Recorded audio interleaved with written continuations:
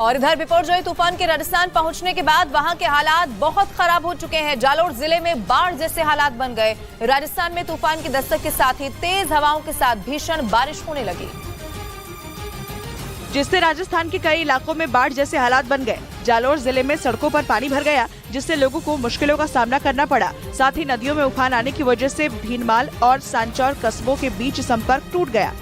प्रशासन ने आपदा प्रभावित इलाकों में अनाउंसमेंट कर लोगों से सुरक्षित जगह पर जाने की अपील की। आप अभी अपने सुरक्षित स्थान पर अभी चले जाइए। भीषण बारिश की वजह से जालोर के कई इलाकों में कई फीट पानी भर गया। 50 से 60 किलोमीटर प्रति घंटा की रफ्तार से चली हवाओं ने हालात को और ज्यादा बिगाड़ दिया। बिपरजॉय तूफान का असर राजस्थान के बाड़मेर में भी देखने को मिला और बाड़मेर में तेज हवाओं के साथ भीषण बरसात हुई, जिससे कई इलाकों में पानी भर गया। बिपरजॉय तूफान की वजह से बाड़मेर में 15 घंटों से ज्यादा बारिश हुई, जिसकी वजह से लोगों को मुश्किलों का सामना करना पड़ा और सिडवा, धनाऊ, चौहटन समेत कई इलाकों में जल जमाव हो गया। इसके साथ ही कई निचले इलाकों में तो हालात और भी बदतर नजर आए। इसके साथ ही तेज हवाओं की वजह से बिजली व्यवस्था प्रभावित रही। कई जगह पर पेड़ गिरने की वजह से बिजली के खंभे गिर गए और लाइनें टूट गईं। और राजस्थान के चौहटन में बिपरजॉय तूफान का बहुत बुरा असर दिखाई दिया। भीषण बारिश की वजह से इलाके तालाब में तब्दील हो गए और लोग घरों में कैद होने के लिए मजबूर हो गए। राजस्थान के चौहटन इलाके में ज्यादातर इलाकों में जल जमाव ने हालात को बदतर बना दिया। भीषण बारिश की वजह से कई इलाके पानी में पूरी तरह से डूबे नजर आए और लोग घरों में कैद होने के लिए मजबूर दिखे। बिपरजॉय तूफान की वजह से तेज हवाओं के साथ भीषण बारिश हुई, जिसके चलते लोगों के घरों में पानी भर गया और लोगों को मुश्किलों का सामना करना पड़ा। राजस्थान पहुंचे बिपरजॉय तूफान की वजह से बाड़मेर में जबरदस्त बारिश हुई है और जिसकी वजह से कई इलाकों में जल जमाव की स्थिति पैदा हो गई और इलाकों में पानी भरने की वजह से बाड़मेर के कई इलाकों में लोग फंस गए। धनेऊ इलाके में ऐसे ही हालात में फंसे दर्जनों लोगों का रेस्क्यू किया गया। सिविल डिफेंस के लोगों ने भीषण बारिश के बीच फंसे लोगों को सुरक्षित जगह पर पहुंचाया।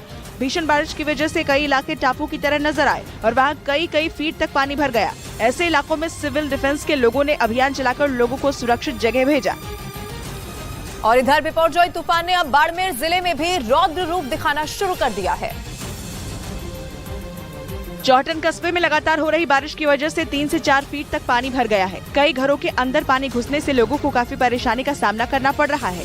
आलम यह है कि घरों का सारा सामान पानी भरने से भीग गया है। तस्वीरें दिखाऊंगा। मेरे जो पाँव है, ये पाँव नहीं थम रहे हैं, इतना स्पीड से ये पानी आ रहा है। वहीं हालात को दुरुस्त करने के लिए प्रशासन पूरी तैयारी के साथ जुटा हुआ है। तो बिपरजॉय तूफान को लेकर जारी चेतावनी के बीच नागौर में भी बारिश का दौर शुरू हो चुका है। नागौर शहर और आसपास के गांवों में कल शाम से ही लगातार रुक रुक कर बारिश हो रही है। कल सुबह से ही आसमान में काले बादल छाए हुए थे। दिन भर बादल छाए रहे और दोपहर बाद शाम के वक्त तेजी से बारिश हुई, जिससे इलाका जलमग्न हो गया। बिपरजॉय तूफान को लेकर नागौर समेत आसपास के इलाकों में अलर्ट जारी किया गया है। लोगों से अपील की जा रही है कि बिना किसी काम के घरों से बाहर न निकलें। गुजरात में बिपरजॉय तूफान प्रभावित इलाकों का दौरा करने पहुंचे गृह मंत्री अमित शाह ने एक प्रेस कॉन्फ्रेंस कर हालातों की जानकारी दी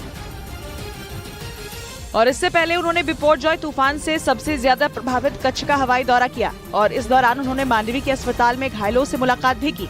दौरे के बाद उन्होंने कहा कि ज्यादातर इलाकों में सभी लोग सुरक्षित हैं, कहीं भी किसी व्यक्ति की जान नहीं गई।